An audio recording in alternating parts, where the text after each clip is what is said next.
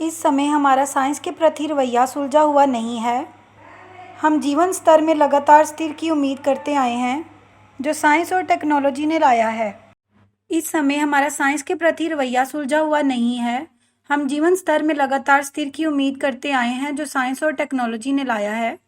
लेकिन लोग साइंस पर भरोसा नहीं करते, क्योंकि वो इसे नहीं समझते हैं या महसूस करते हैं कि वो इसे कंट्रोल नहीं कर सकते हैं। स्टार ट्रैक जैसे साइंस फिक्शन की लोकप्रियता इसलिए है क्योंकि ये साइंस का एक रूप है जिससे लोग सुरक्षित महसूस करते हैं, लेकिन वैज्ञानिक सच्चाइयों की समझ उनके डर को और बेहतर तरीके से शांत कर देगी। साइंस के प्रति इस आकर्षण का उपयोग करने के लिए क्या किया जा सकता है और लोगों को ग्रीन हाउस इफेक्ट, परमाणु हथियार या जेनेटिक इंजीनियरिंग जैसे विषयों पर सूचित निर्णय लेने के लिए ये समझने की आवश्यकता है। बुनियाद वही होनी चाहिए जो स्कूलों में पढ़ाया जाता है, लेकिन स्कूलों की साइंस को अक्सर खुश्क और गैर दिलचस्प तरीके से प्रस्तुत किया जाता है। जब मैंने एक ब्रीफ हिस्ट्री लिखी तो मुझे सलाह दी गई कि मेरे द्वारा शामिल की गई हर इक्वेशन से बिक्री आधी हो जाएगी। मैंने आइंस्टाइन की सबसे मशहूर इक्वेशन E=mc² भी शामिल की। शायद मैं इसके बिना दुगनी कापियों की बिक्री करता।